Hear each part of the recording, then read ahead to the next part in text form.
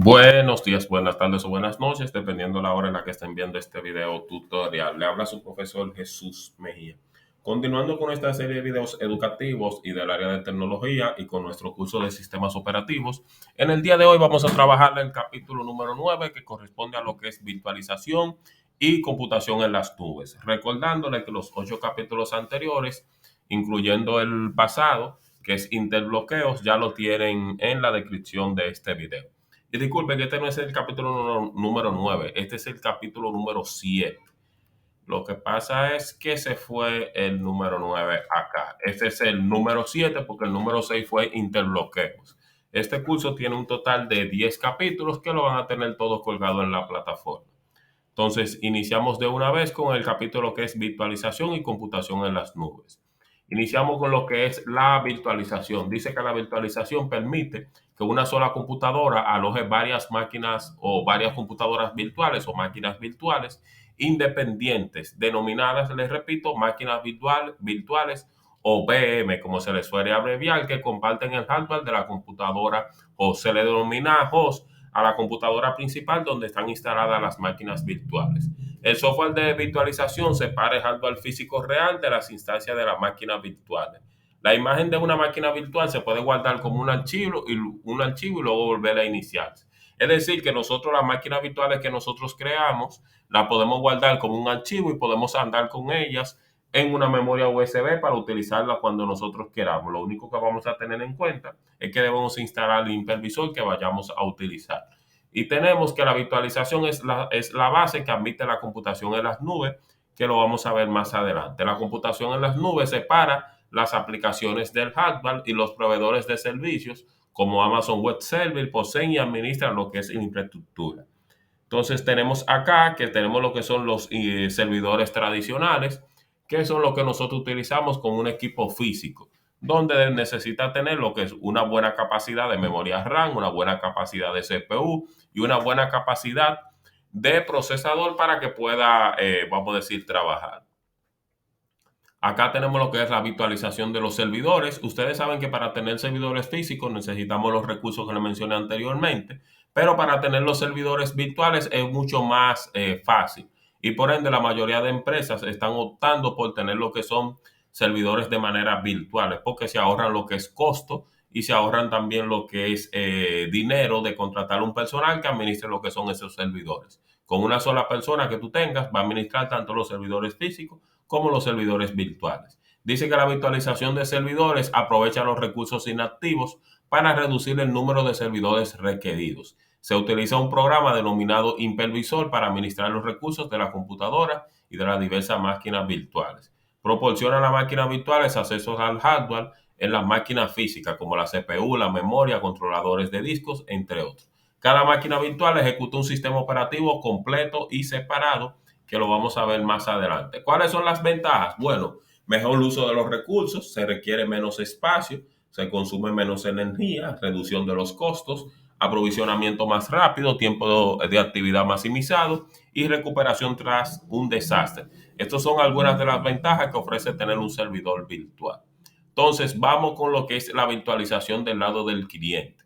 Existen dos tipos de virtualización. Tenemos la del lado del cliente, que dice que la virtualización del lado del cliente permite que los usuarios ejecuten máquinas virtuales en su computadora local. Permite a los usuarios probar nuevos sistemas operativos y software o ejecutar software más antiguo. La computadora host es aquella computadora física que controla lo que es la máquina virtual y donde se instala la máquina virtual. El sistema operativo host es el sistema operativo de la computadora principal, donde vamos a instalar la máquina virtual y donde vamos a instalar el sistema operativo virtual. Y el sistema operativo invitado es el sistema operativo que se ejecuta en la máquina virtual, es decir, el que nosotros instalamos en la máquina virtual. Aquí tienen una pequeña imagen que dice máquina virtual, aplicaciones en el sistema operativo invitado y el sistema operativo invitado. En la máquina virtual tenemos las aplicaciones y tenemos el sistema operativo igual y luego tenemos la máquina virtual lo mismo. Los software de virtualización o los hipervisores que utilizamos para virtualizar las máquinas lo vamos a ver más adelante. Tenemos lo que son los hipervisores. Los hipervisores no son más que aquellos programas que nosotros utilizamos para crear o instalar lo que son las máquinas virtuales. Existen dos tipos, existen los tipo 1 y los tipo 2. El tipo uno es nativo, se utiliza generalmente con la virtualización de servidores. Por ejemplo, se utilizan en centro de datos y computación en las nubes. Y tenemos el hipervisor, se ejecutan directamente en el hardware de un host y administran la asignación de los recursos del sistema a la máquina virtual. Entre los hipervisores se encuentran lo que pueden ver en pantalla, el VMware, el VMware de Oracle, entre otros. Y luego tenemos el de tipo 2, que es el que nosotros normalmente utilizamos. Los hipervisores de tipo 2 o alojados se utilizan comúnmente con la virtualización del lado del cliente, que en este caso somos nosotros los clientes. Los hipervisores de tipo 2 funcionan con la computadora host para crear y utilizar máquinas virtuales. Los hipervisores de tipo 2 incluyen máquinas virtuales como VMware, Hyper-V y VirtualBox. Estos son los tres hipervisores más comunes y con los cuales se puede utilizar o se pueden crear las máquinas virtuales. ¿Cuáles son cuál es el más utilizado de los tres? Bueno, eso va a depender. ¿Y cuál es la diferencia que hay entre cada uno y otro? En el caso de VMware se utiliza más a nivel empresarial porque hay que pagarlo, hay que pagarle una licencia. En cuanto al entorno gráfico, es un poquito llamativo, es muy utilizado y es fácil de utilizar, que se lo voy a mostrar en un momento. Lo que es este, vamos a mostrárselo. Déjeme ver. Vamos acá. Disculpen, tenía muchas cosas abiertas. Vamos a abrir VMware. En el caso de VMware, ese es el hipervisor que le estoy mostrando. Es Cuando abran VMware, el entorno gráfico se va a ver así como lo estamos viendo en pantalla. Si se fijan, esta es la versión Pro 17. Me dice que requiere lo que es una licencia. Para crear una máquina virtual es sencillo acá. Van a tener el video en la descripción de este, pero se los voy a explicar. Simplemente le damos a crear una nueva máquina virtual. Acá lo dejamos por defecto. Le damos a siguiente, dejamos esto por defecto. Acá elegimos el tipo.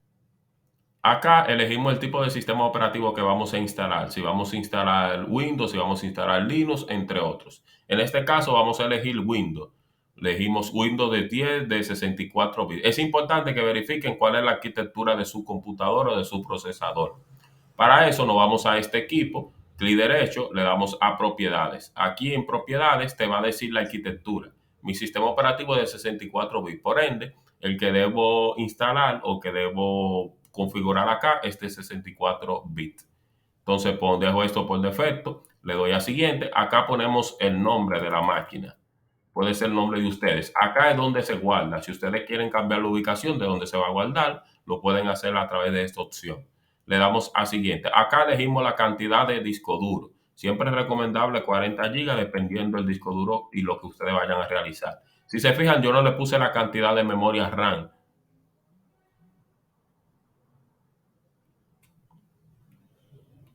Disculpen, si se fijan acá, yo no le puse la cantidad de memoria RAM, ya que lo puso por defecto. Le doy a finalizar. Si por X o Y razón yo quiero cambiar cualquiera de estas configuraciones y ponerle más memoria RAM, yo vengo acá donde dice editar la máquina virtual. Acá donde dice memoria RAM, le puedo poner más memoria. Siempre yo he recomendado que la cantidad de memoria RAM que tú le vas a poner a la máquina virtual va a depender de la cantidad que tú tienes. Nunca es recomendable ponerle más del 50% de tu memoria. Siempre yo recomiendo un 30-40%. Si tú tienes 8 gigas, máximo 3 gigas. Si tienes 16, máximo 7. Nunca le pongan el 50 porque tu máquina necesita recursos para moverse ella y para mover también lo que es la máquina virtual. Entonces, en este caso, eso es en VMware. En el caso de VirtualBox, esto es muy sencillo. VirtualBox es más intuitivo y está más orientado a lo que es el lado de los usuarios o nosotros del cliente. En el caso de VMware se utiliza más a nivel empresarial. Si se fijan, el entorno gráfico es muy parecido, aunque el entorno gráfico de VMware es mucho más llamativo. Para crearla acá es lo mismo, nos vamos donde dice nuevo. Acá nos pide el nombre de la máquina. En el caso de VirtualBox, nosotros tenemos más control sobre la máquina. En el caso de VMware tiene más control que nosotros. Acá, les repito, elegimos lo nuevo. Otro Windows de 74. Si quieren instalar Windows 11, le ponen a otro Windows porque no te sale Windows 11. Le damos a siguiente. Acá sí nos sale poner la cantidad de memoria RAM. Recuerden que 1 GB es 1024 megas, 2048 es 2 GB. Le damos a siguiente, crear máquina virtual. Le damos a siguiente. Acá tenemos algo muy interesante, que es la capacidad de almacenamiento que le vamos a poner. Es muy importante que sepan la diferencia entre el disco reservado dinámicamente y el tamaño fijo. Aunque lo dice ahí, el dominicano, que es en este caso, como soy dominicano, no lee, o la mayoría de personas, si están viendo este video en otro país, no leen, porque aquí te explica cuál es la diferencia. Dice que un archivo de disco duro reservado dinámicamente solo usará el espacio en su disco físico a medida que se llene, hasta un máximo del tamaño fijo. Sin embargo, no se reducirá de nuevo automáticamente cuando el espacio se libere. El archivo de disco duro tamaño fijo puede tomar más tiempo para su creación en algunos, pero normalmente más rápido.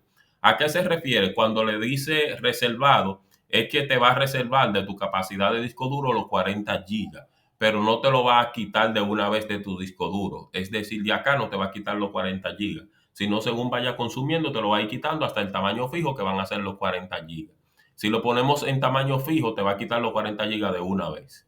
Entonces le damos a siguiente. Acá elegimos lo que es la cantidad de almacenamiento. Siempre recomiendo 40 gigas. Le damos a crear. Ya acá está la máquina creada por defecto. Por defecto, vamos a decir, con el tamaño del disco reservado dinámicamente, que es el que viene siempre por defecto. Si por X o Y razón queremos modificarla con la máquina apagada, le damos a configuración.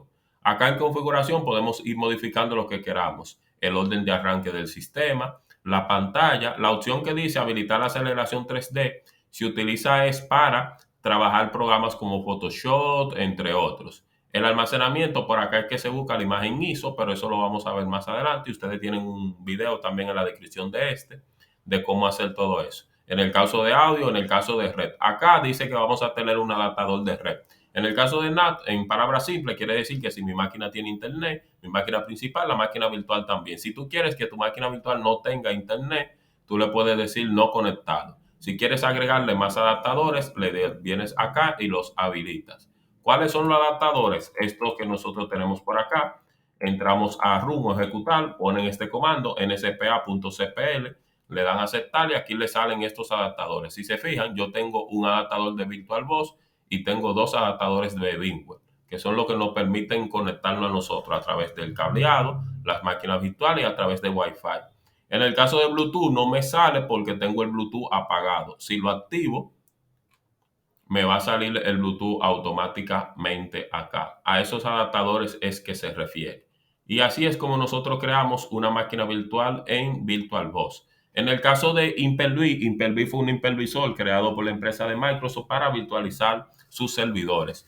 Esto lo que quiere decir es que te permite tener un servidor virtual dentro de un servidor virtual. Es decir, dentro de Windows Server tú instalas lo que es el rol de Hyper-V y ahí vas a tener tus servidores virtuales. Deme un segundo.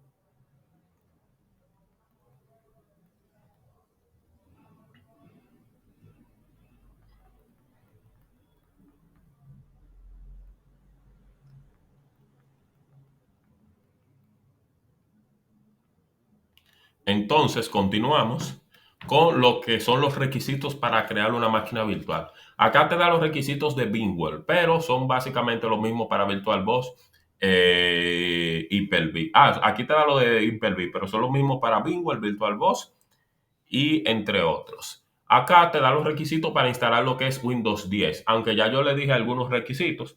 El primero es el procesador debe tener una arquitectura de 64 bits, ya lo vimos. En el caso de la BIOS debe tener la virtualización activada en la BIOS o en la UEFI. En el caso de la memoria dice que necesita 4 GB como mínimo para instalar lo que es el sistema y el espacio de disco duro dice 15 GB. Siempre les recomiendo 40 GB y siempre les recomiendo el 30-40% de la capacidad de su memoria que se lo pongan a su máquina virtual. Si tienen 8 GB, máximo 3 GB. No le ponga más de ahí. Recuerden que su máquina necesita recursos para moverse ella y mover la máquina virtual. En el caso de la computación en las nubes, tenemos lo que son los servicios en las nubes. Dice que los proveedores de servicios en las nubes pueden proporcionar diversos servicios diseñados para satisfacer los requisitos del cliente. Existen tres tipos.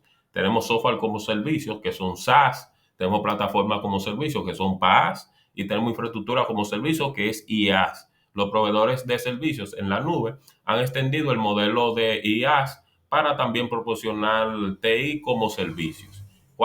¿En qué consiste en cada uno? Bueno, en el caso del SaaS, se proporcionan las aplicaciones de software, ejemplo, el correo electrónico, el Office 365, a través de la red en función de una suscripción, que ustedes saben que hay que pagarla. Generalmente es utilizada por los usuarios finales. En el caso del PaaS, que es plataforma como servicios, incluye herramientas y servicios utilizados para distribuir las aplicaciones. Incluye el sistema operativo y la pila de aplicaciones. Y normalmente solicitado por los desarrolladores de aplicaciones y software. Y en el caso de infraestructuras como servicios, IaaS, esta incluye la red, las computadoras virtuales o dedicadas y el almacenamiento. Generalmente es utilizada por los arquitectos de infraestructura y la red de organización.